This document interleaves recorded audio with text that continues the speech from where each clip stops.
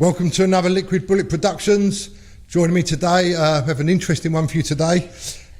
This lady is known as the Pleasure Professor, an author, been in global media, TV, The Housewives of Cheshire, This Morning, The Lorraine Kelly Show, The Doctors in America. She's an entrepreneur and CEO, Louise Van der Velde. Welcome. Hi there, Lee. How are you doing? Very good, thank you. Thanks for coming. Thank you for inviting me. So, Louise, you've got quite a lot to go over here, but before we get into all that, can I just roll you back right to the beginning, a little bit of your sort of past, where you was brought up and your upbringing?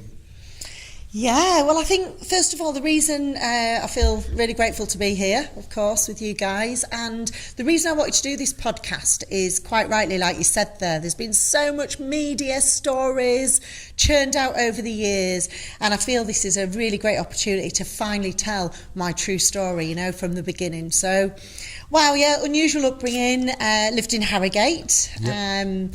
Mum and dad, they were married 17 years, very conventional, you know. Mum had the tea on the table, 5 o'clock, that kind of thing, didn't work. We lived in a little council house. And when I was about 9, I think, and my dad was a bit of a monkey, you know. He had a lot of affairs and he was a poker card dealer, right character. And, you know, he was having fun and shagging about, shall we say, with all the croupiers, up to all sorts. And my mum was really loyal, and I think, you know, this is relevant really, because it'll come to why I ended up, I think, doing what I do, and I have done all these years. Anyway, she met the love of her life after 17 years of being loyal and faithful, and she left and she moved to Spain. So she wanted to take me with her. This guy was an incredible human. He'd built up. He came over from Holland as a shoe shiner. And he ended up with a little nursing home with small, you know, 3 or 4 people in there. Anyway, it built up to have a 100-bed nursing home in Harrogate. Residential hotel for the elderly, as it was called. So it was mega, mega rich. I mean, they were charging like £1,000 a week then, you can imagine, on 100 bedrooms. And I was 11, which is quite a long time ago. So, yeah, she went to work there as a nurse. For many years, she didn't get involved. It was after my mum, and she was like one of the women saying no, no, no. But in the end, she succumbed, and they fell madly in love. And I mentioned that because he's the Van der Velde name, who was a Dutch name. Right. So it was that name that I took. And they wanted me to move to Spain with them. They had to move because, like, you know, there was a lot of money in. His wife wasn't very happy. Our windows were getting put through. My dad was absolutely heartbroken. And they just had to get out of the country. It was just complete, like, terrorism of our whole family, to be honest. And she was like, come on, we're going. And I couldn't leave. I saw my dad having a really hard time. So I was like, no, I'm going to stay with my dad. Which is what I did, and my mum moved to Spain, and I was very blessed. I'd go over for holidays. I hasten to add what an incredible divine human this Mr. Van der Velde was, because all his family were like, you know, she wants you for the money, and that's what it's all about. And he was like, do you know what, if that's what you think, keep all the money. He left all the money with his family. He said, I'm taking 10 grand, the woman I love, and he had a little income coming from the business every month, and they started again from scratch. Yeah. So I always had the greatest respect for him in spite of the chaos in the family, but I stayed to look after my dad. In effect, that was the way it was. So by the time I was about 12 or 13, he met someone and he moved out. So we were in Harrogate, that was like Guiseley, about an hour and a half away or something.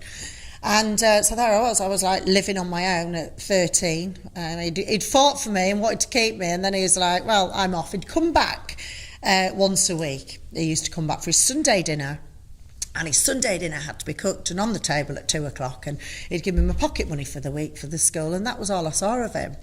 Now that could have gone either way. I could have ended up in care. You know, I don't know how I escaped that system, to be honest, but I left school, not surprisingly. I thought, didn't tell him, like, you know, no one really cared. So I left school, got myself a job in a sweet shop. It was only 50p an hour, I'll never forget. So I guess that was the beginning of my materialisation journey. I mean, that's what I wanted, a little bit of money and some sweets. So that's what I did. So I got myself this job. Can I just ask, how did that mentally affect you there? Obviously, you're staying with your dad and he sort of left you for a woman, really, isn't it? To be honest with you, I think obviously it's not till later that, you know, you realise how these things affect you. At the time, to be honest with you, it was great. I mean, I discovered, we had some mates of ours in Harrogate that were going to a party one night, said, oh, we're going to this house party, do you want to come? There's me at like 13. Oh yeah, well, this friend of mine, she was older, Rachel, bless her, saying, oh, we'll go to this party, you know. Little did we know, you know, it was a house party, like 10,000 people in a warehouse, air horns going off, absolute madness after this hour and a half of driving in this van. That's how young and naive we were. Never even been to a party before. And sure enough, that was in Blackburn. Acid House warehouse parties when they were just really booming. So yeah, I mean, it was great. Crazy fun. I mean, within 10 minutes of being in there, my babysitter from when I was like 4 or 5 has rocked past me, Sally. Oh, Louise, have a bit of this, you know. I'm like, well, what's this, you know, all this music, these air horns, what's this? Oh, you'll be all right, just have a bit of this bit of paper, you know, a little bit of paper. I'm like, all right, so we have this little bit of paper, what's that going to do? Laughing. And yeah, that was the beginning of one of the most mental acid trips I ever had in my life. So to say it didn't affect me until later, I think is true. So fast forward to a few years probably of partying, still held down this job in the sweet shop. And I would always have to have my dad's dinner cooked. I'll never forget that. This amazing Sunday dinner had to be done by 2 o'clock. Little did he know, like all night I'd been out. The carrots would be talking to me. But I'll tell you what, he stood by this till he died, and we were always really close. And he said, you know what, the reason, Louise, you're such a good cook is because of them days you used to cook. And I thought, yeah, you've got no blooming idea. But anyway, yeah, and then I actually went back to school at 16. They all started to talk about their GCSEs. At 14, before that actually, I'd saved up money and I had this boyfriend, and together we had an ice cream van. So I'm not going to say that I was driving around an ice cream van around the streets at 14 years old called Chill Out Ices, making like 500 quid a day then. You know, that'd be crazy, wouldn't it? You know, driving licence and stuff. Just not giving a shit and just having fun, you know. I had freedom that my friends didn't have, and I didn't feel affected by it. And then probably by the time I got to about 18, 19, I started to feel like uneasy in my own skin. Probably the trauma of abandonment did kick in. I thought, no, I'm ready to really sort myself out. So, yeah, I went to see a guy who did neuro-linguistic programming, which is basically changing patterns of thinking, emotional clearing, all of that stuff. And I'll never forget that I had like 8 sessions with him. And I went in, you know, quite shy, nervy person, and just came out feeling unstoppable. Cleared that stuff, you know, became completely, you know, like drug-free, not doing that stuff, and just ready to take the world on. So he taught me to have a vision board on my wall, which I had. This vision board, I'd look at it every night. There was a picture of me in the middle. There was all the things I wanted, like this man of my dreams and successful business and all this stuff. And I waltzed out of there, like I say, and it just started to manifest for me. Like I was doing some extra work at Emmerdale Farm, and I sat next to this lady there. And she said, Louise, I recognise you, because I'd done a bit of modelling in between this as well. You've worked for the agency. And I said, yeah, and it was a few years before. She said, yeah, well, I'm here, I'm selling it. I've kind of had enough of, you know, running it now. I'm like 65, getting ready. And I was just instant. I had my vision board on the wall. I believed anything could happen. I didn't know what the business was, but I was like, I'll take it. So I walked out of there, committed, told her that, yeah, 13 grand it was. I'll buy it. She had 400 girls on the books, multiple different contracts. And that was the beginning, I guess, of my real business journey. It took me 2 weeks where I got support from the Princess Youth Business Trust. And and just moved it up to Harrogate, conference town, busy, and started to supply all these models. And feeling empowered, to be honest. I had to look at, you know, the trauma and the upset and the difficulties that don't come out till later. And I felt I'd cleared that, and I just felt unstoppable. I'd still go partying with my friends, but they'd be all all sorts of stuff, drugs and that, and I just wouldn't do it. I'd just be dancing high on life, thinking I feel fresh on a morning, and I'd done that, been there and done it at a young age. So yeah, that was great. We ended up with a Formula 1 contract. You know, I remember being at pole position with Damon Hill. Just started smashing all these really big contracts, and I suppose once you've got that confidence, you know, you feel unstoppable, then you can do anything. And then the next thing was I opened the door one day, because as I say, on there was like the love of my life, and he was just going to show up. I'd got my stuff together, I had my own house by then, nice little car, and that was the kind of missing link for me. And yeah, one day I opened the door, someone knocked on my front door. I'm telling you, this materialisation stuff, manifestation as we used to call it, works. And there was this powerlifting champion of Scotland, absolutely gorgeous hunk of a man, a doctor, knocked on the wrong door. So I was like, hello. And he was like, hello, on Friday evening. And he came in and we got chatting, and he didn't want to leave. His sister lived down that street, and he was looking for where his sister had moved, hence he'd got the wrong door. But yeah, he ended up coming out with me. We went to see, my brother was playing in a band that night. And then I left him about 11, 12, but he'd come back. I mean, I was still out with my friends at that point, but he'd come back looking for me.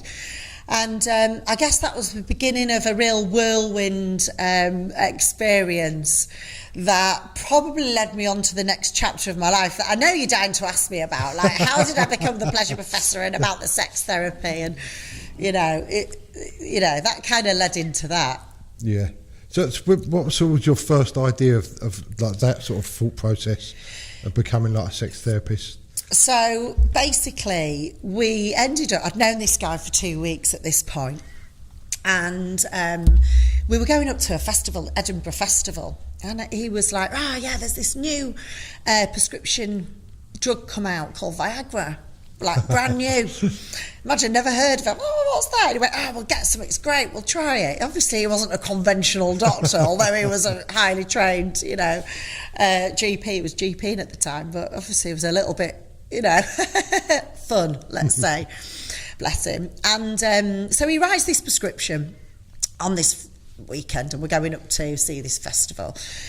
And I go into, trusting, I've only known him 2 weeks, I go into this chemist with this prescription, and they're taking ages. And I'm like, what's happening here? Why are they taking so long? I thought, something's not right. I just got a feeling. So I left, and as I left, this police officer was going in.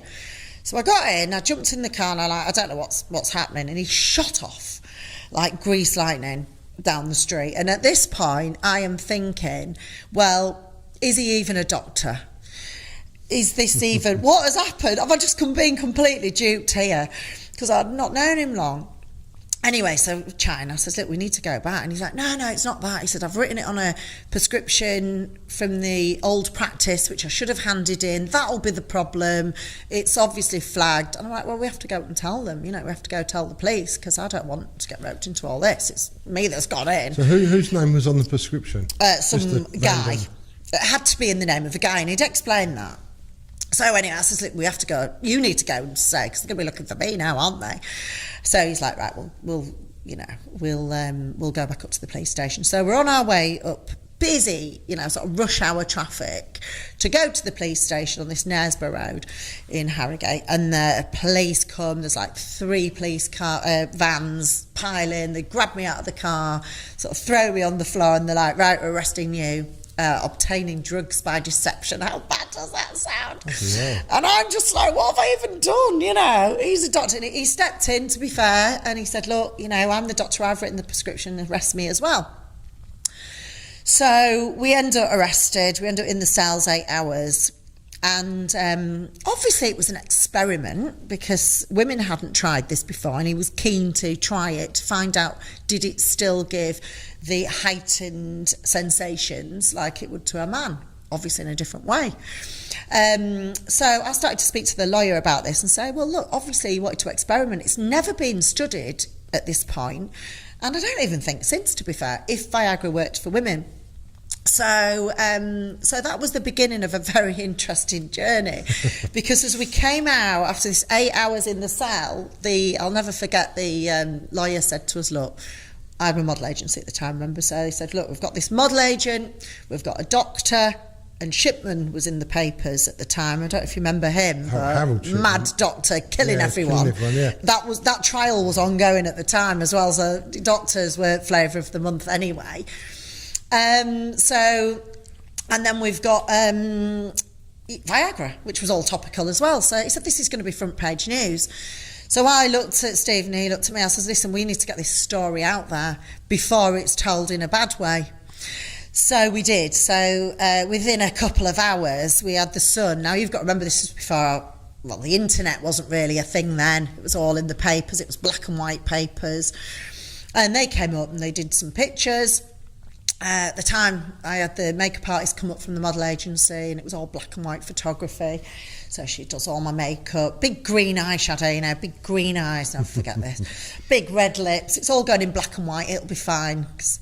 So anyway, done the posing. I sat on the bed, lingerie shot. Of course, it was The Sun. And he's cringing. Are you sure this is a good idea? I'm just like, look, we've got to tell our story here. And then they came back and they went, oh, this is going on the front page. Full on front page, in full colour. All I remember thinking is, please no, God no. I've got like these green eyeshadow and these red lips for black and white. But anyway, sure enough, News at 10 comes on that night, and at them times they used to show the front pages of all the papers, and they held it up full frontal of me with the headline, my 9 orgasms in an hour. Typical Sun, eh? So the beauty of that piece, though, was we woke up the next day, we opened the curtains, 40 paparazzi outside the house. Mentalness just came at the door. And then they wanted another piece in The Sun. News of the World wanted it. They wanted us on all the TV shows. We're on our way down to London. Loving life, really. And he was great. Going, oh, let's just do it. Because they'd taken our side of the story. Yeah. And it was very much like, how dare they kind of lock these people up for 8 hours when they were trying to do something good for, you know, women who might not be able to have an orgasm, or women who just want more of an enhanced... And they took our side, which was good. Yeah.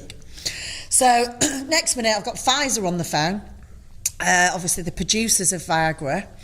Oh, we'd like to drop off, you know, a bulk of Viagra at your house. No word of a lie, mental. Me, always being the entrepreneur, still am today. I was like, well, what's the deal on this? So 60 grand's worth of Viagra gets delivered in the spare bedroom. We've got this. We worked out. They wanted us to sell it, but through what is a commonplace nowadays, where you do prescriptions online. The doctor signs it off, checks their medical conditions. Obviously, that was legal then, but it wasn't really done. But they were like, you can do this, you can do that, that's fine. So they were just like, Stephen was like, great, probably going to lose my job anyway. At the local GP practice, I'll take it. So that was interesting. So then we started to really get lots more media based upon this Dr. Viagra website that we'd cooked up. We worked out I worked out, I'm usually the numbers person, if we sold this 60 grand's worth, we make 1.2 million. Blimey. So we're churning out stories left, right and centre. But of course they knew this, so they're refusing to put the website in, which was this Dr. Viagra thing. Anyway, forward rewind to the Crown Court case. We get reprimanded for this, obviously. Not that, but for the actual going into the chemist. I ended up getting a £400 fine or something, and just a tap on the wrists. He didn't get struck off, which was obviously wonderful. He got a telling off. But it made it difficult, really, for him to work in the UK because we were so well known. Yeah. So, look, the Viagra didn't sell. We'd sold some boxes, but not anything like. So we ended up giving that back to the company. And we went to live in Spain. I sold my agency. I sold my house. I had a house bought for cash back then. And forget that house. It cost me, 28 grand. I sold it for 150. Buy of the century. But anyway, so I set up the doctor's practices out there and said, let's just open private practice. He hated this 5-minute consultation stuff anyway. And we started our new life in Spain, and I was living near my mum after, you know, all these years of not doing. So, and of course, in the practices, I had a lot of time. I was building up the business side of it, but I had time. So I started to study, and I get to where it came to now, which was people were reaching out to me going, well, how can I have these orgasms? And I'm thinking, well, I've got to be able to tell them something other than have a Viagra, because yes, it does work for women, but it gives you a bloody headache, doesn't it? So it was like, how can I find natural ways to really help these women that genuinely need help? And I've kind of made that name for myself. So I started to study, and I did psychology. So I did that in the Open University, because it's a mindset. I think the mind is the greatest erogenous zone that we have. And it was a 4-year course. I did 2 years of that. I had gone back when I was 16 and done my basic GCSEs. It took me 2 months just to cover that off. It took me 2 months to study my friends' books, go back and pass my GCSEs and miss all that school. So I was able to go and do that Open University in psychology. And then I learned like NLP. Now, you remember when I was... That's with the eye movement, isn't it? The eye patterns. Yeah. It's also being able to understand that we have, say even just us sitting here now, we've got 2 million bits of information coming at our brain per second. And what happens is it gets filtered down to 5, let's say 5 bits, plus or minus 2.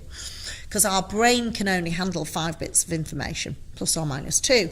So what has to happen in that process is we have to delete things, change things, distort things, okay, as it runs through our values, right, the values we're brought up with often, our memories and our beliefs.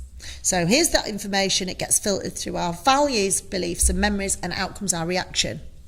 So for example, if, say, I don't know, there was a fire alarm went off right now, okay, and you'd seen somebody or had a family trauma, someone had burnt down in a fire, sure as hell that fire is going to give you a really different reaction to someone who's just like, oh, there's a fire alarm.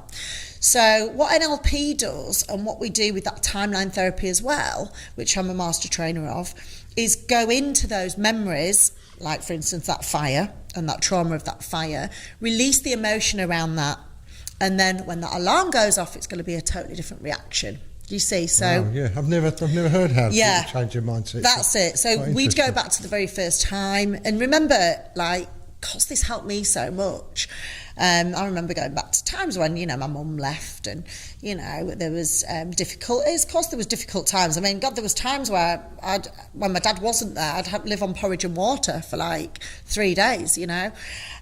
So there was those times where I needed to clear that sort of scarcity. And I'd go back to them very first times in my first therapy, release that emotion, change that belief of there not being enough, because that can enact us all our life. A trauma happening when you're 7, 8, 9, or a belief of there's not enough, or, you know, whatever it is, or I'm not good enough, which is what a lot of people have. So does that sort of sit in the back of your mind and yes, sort of triggers off how you react sort of in life? Absolutely. Yeah. And the only real way to deal with that is going back. So people say, well, you know, here's this relationship, for example, that's not working out for somebody.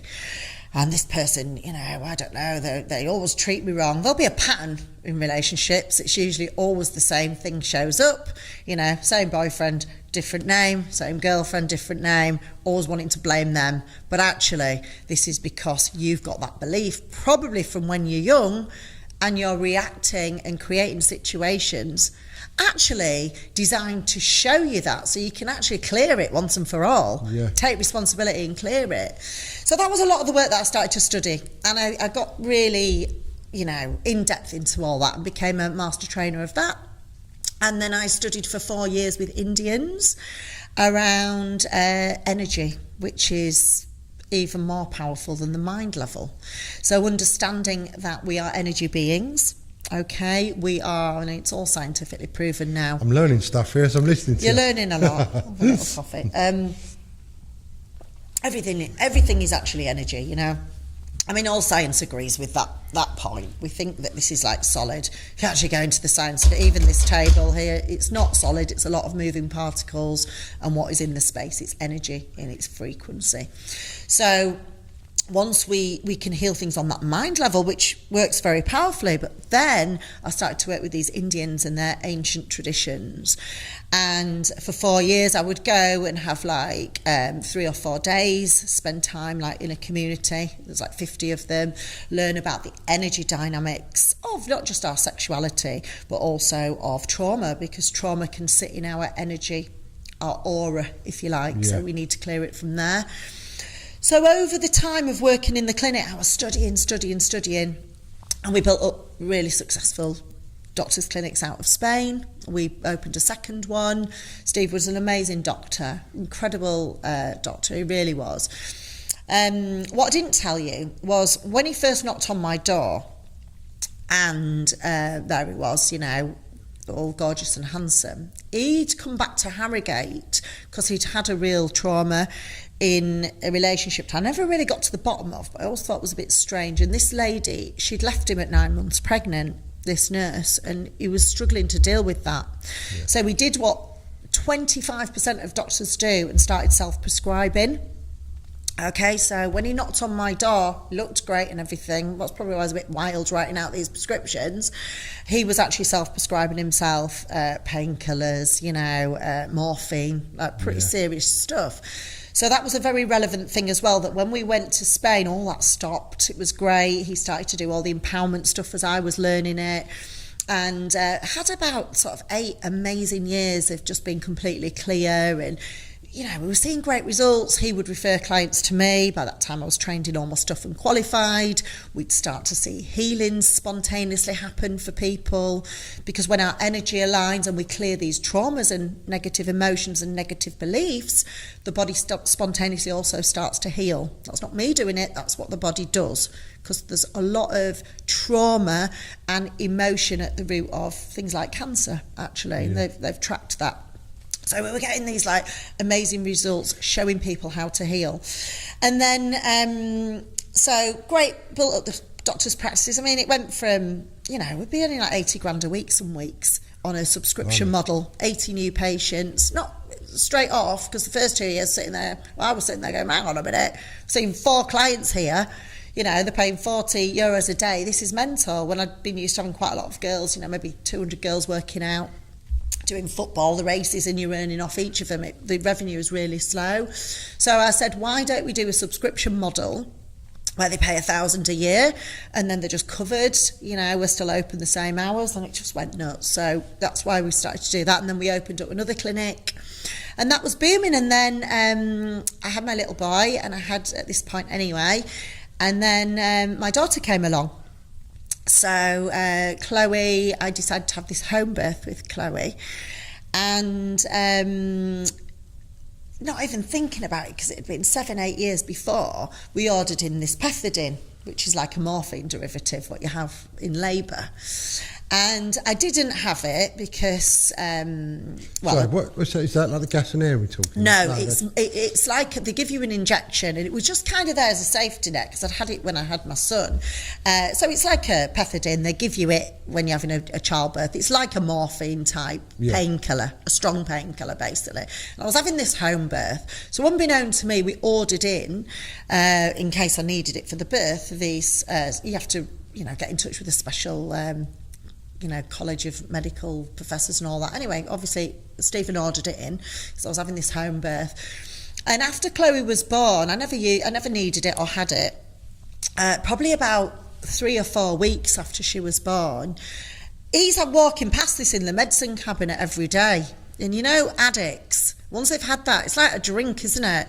It can always be there. And it's always, even though he'd had years and years and years of being completely clean from, because he'd had to come off morphine, which is no easy feat for anyone. And he'd done it, but he was walking past her. And I think my eye was a little bit off the ball of looking to him, probably all his needs, because I've got a young baby, I'm running the businesses still. And there was just one weekend where he'd gone in the clinic late, he hadn't come home, and took the bloody lot. So that could be dangerous. Well, I found him unconscious on the clinic floor. I mean, you've got to remember, by this time we're serving like 2,000 patients, and we're the pillars of the community. And he just had that craving addiction, you know. it's like people who might not smoke for 12 years, they grab one cigarette and that's it. And that's what happened. And so, I went in, he's there on the floor. I mean, obviously I rang the ambulance after ringing everywhere trying to find him. I thought, I'll just go down there. And it was, by this point, the Monday morning. So he'd not come home on the Friday. I must have, thank God, been the Sunday he'd done it. And the patients are turning up outside.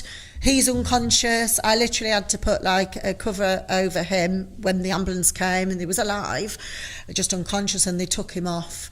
And we sort of said it was a patient, So that became a real roller coaster, I think, of just him being back in an addiction pattern, and still me trying to hold together all of these clinics, everything we'd built up, the kids. He'd go missing. It was just like, it went into chaos because the addiction. It was like a kid in a sweet shop. He could just write a prescription for anything, But I always had faith that it would get better and it would heal. And there's a lot of doctors, and it's quite concerning, that do get addicted to prescription medications. So much so that there's these places like tucked away that you don't hear about to go and take them, places to get them off addiction or respite, that kind of thing. So I managed to get him booked in one of them in England, and he said, he'll go. Anyway, the long and short of it is he landed back to after a lot of chaos. I mean, it wasn't that simple. Crashed cars on the way, trying to get him there, and all sorts of stuff. It was pandemonium, because this went on for about a year or two of the addiction before he agreed to go. Anyway, he said, I'll go. Finally, I'll go. I'll admit I've got a problem, and I'll go. So I got him booked in there, and he went.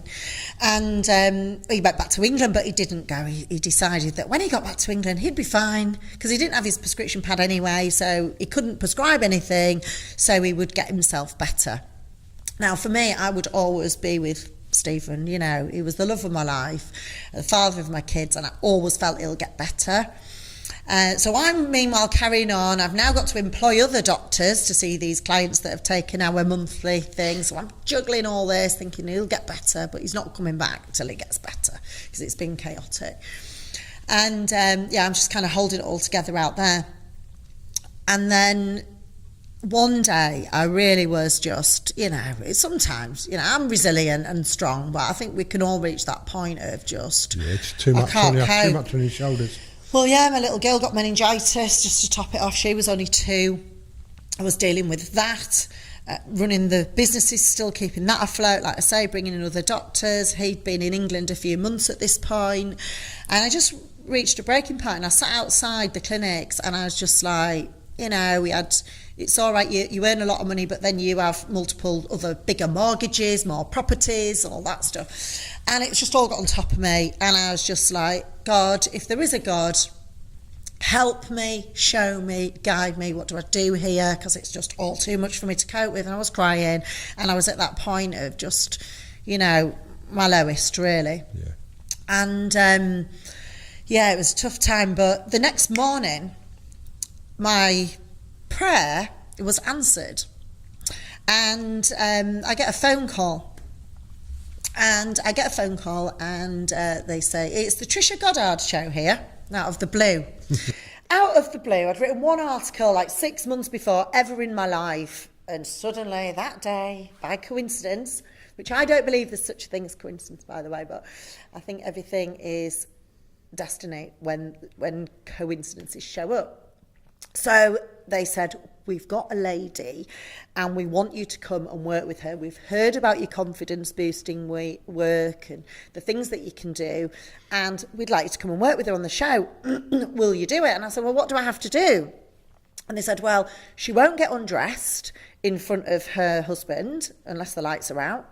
She's really, got this real body conscious thing. And what we want you to do is come on, and in 10 minutes, we want you to have her strutting in front of a live studio audience in her stockings and suspenders, giving it large. In 10 minutes, yeah? I got 10 minutes and probably about 15 minutes behind the scenes to do it. Well, at this point, I also already know, look, this is a divine message here. I've prayed, and I have to say yes. And I also know what we're capable of. I also know what we're capable of when we, can pull on all of our strength from the past. And this lady must have had times where she did get undressed, and I can bring them to the fore with some clever little techniques. So I said yes, of course. So, yeah, I remember sitting in this green room. I'll never forget, forward rewind. Now, Steve's still on the straight and narrow, apparently, in the UK, sorting his stuff out. I'm like, look, until you actually get the help you need, I'm too close to help him, and actually get the rehabilitation, you can't come back. And he's like, well, that's all right, I'm going to do a private clinic over here, whatever. I was thinking, oh, that's a recipe for disaster. But anyway, you get on, I'll just carry on with everything I'm doing. So he didn't know I was in England at this point, because I was just carrying on. We'd speak every couple of weeks. I'd be like, have you been for the detox? Because there's some deep issues going on with him. And there was some family deep issues from when he was very young. Things happened to him. It needed to be cleared. So, have you gone? No, not yet. So I thought, I'm just going to go over and do this show. So the show goes out live. The woman comes on, and she played an absolute blinder. I mean, I basically got her to remember times when she did feel confident, not necessarily in the bedroom, but times. And there's ways that you can anchor that and reenact it. So you think about a time, anyone can do that. So you just think about a time when you felt really great and something went well. It could be when, I don't know, you had your baby handed to you, you got your qualification, you got your driving license, whatever, and you really remember them times, right? You know when you hear that tune, like you hear it's a song. Like bringing back a memory. Yeah. You know when you hear a good song. Yeah. And you're like, yeah, I remember Put you that. in a good frame of mind. It triggers, right? So it's similar to that. That becomes an anchor. So I anchored her on these times she felt confident and positive, and did a bit of hypnosis with her and stuff as well. So she struts on, she does it. She's in this lovely white stockings and suspenders, and plays an absolute blinder. So the husband can't even believe it's his wife at the end of the day. And I thought, I remember sitting outside this blooming green room before I went on thinking, I hope this works because it's live. I'm going to give it everything I've got. I hope it works. And sure enough, she felt great, and it was a genuine success. So they came down, they signed me at that point. They said, we wouldn't let me out the studio. They were like, we want you on every week. This is great. We want to come to you in Spain and film at this retreat. And I was a bit naive then, so I just signed the contract. I wouldn't do that now, you know, I'd have lawyers look at it, and I'd have hiked up the money as well. But anyway, I did feel it was something that was, needed and going to set me on my own path in a way. So yeah, real high moment, came out, friends are messaging me, my family and everything. That was great. And I'm on the way back to the airport. And I tell you this because I think it's something, a question that I asked myself for a very long time, as to how it had to happen like this. And I was on my way to the airport, and all hyper and excited. And in that highest moment of my life, I get the phone call that Stephen has been found dead at the bottom of a cliff. Oh, blimey. And it was like simultaneously, I mean, he was doing all sorts of crazy shit for a couple of years, you know. It could have happened any time. How that moment, you know, that high of my life, and then obviously the very lowest point. Switch it around. Obviously, it was just devastating. I couldn't even, within that hour of leaving the studio, I couldn't even believe what I was hearing. It was my practice manager out of Spain, who runs the clinic, that had sort of rang me and told me. And what had happened was it was an 8-month inquest as to obviously whether it was suicide or which is what we initially thought, or had he fallen, was it accidental? And it seems like he'd got his prescription pad back after like 3 months, a day or two before, gone on a bender on it, and he'd actually, a walker had seen him fall. So it was actually, after 8 months, recorded it as an accidental death. And he'd lost his footing. God knows what he was doing up there on this Durham cliffs, but he'd lost his footing and he'd fallen.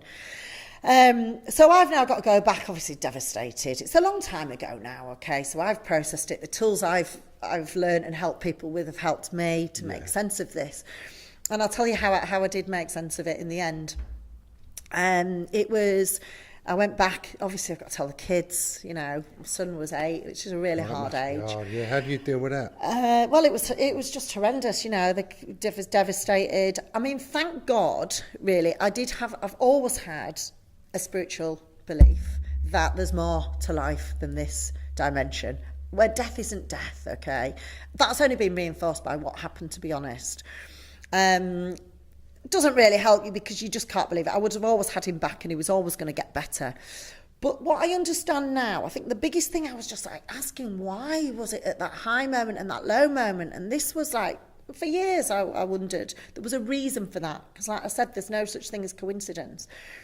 And what I learned, I think the biggest learning from that is everything in life has a complete polar opposite. So, you know, you have a high, there has to be a low. Yeah. You have night, you have day, you know, and I was just shown that in that moment. But what it also meant was, I feel like after 2 years of Stephen being on the journey he was almost, and I hate to say it about anyone, beyond help, because he'd sort of pickled his brain, he'd had some drug-induced psychosis, he wasn't the man who was ever going to be able to be who he would have wanted to be again. So I feel like he was taken out for that reason. And obviously I was always in the background running the practice, doing my trainings and things. And the doctor was always up there. I was holding him up there, really. But it was obviously now my time, wasn't it, to get out there and shine. And that's how it worked. I went on the TV show 2 weeks later. I had to. And the night before I went, I still get shivers now, I sat... I was in bed and I was just like thinking, how the hell am I going to do this? Because I was still grieving. But I knew I had to do it because of the things, the way it had happened, it was all that I had to go and do this show, talking about relationships, you know. That must be hard to deal with your own situation. You're dealing with that. Others, yeah. And it was, you know, I was meant to be on the next week and they're giving me an extra week. It's still sinking in. But as God is my witness sitting here, he came that night and he sat on the end of my bed. As clear as you are sitting there now. Really? As clear as you are sitting there now. And he said to me, he had these scrolls in his hand, all these names, and he said to me, I'm working here. He said, I've got all these people coming over and I'm helping them. He said, and he's really like busy, but he looked well. He looked like he'd put on his weight again and he looked really well. And he went, Louise, I'm really busy. I'm helping them here. He said, and I promise you, I will help you.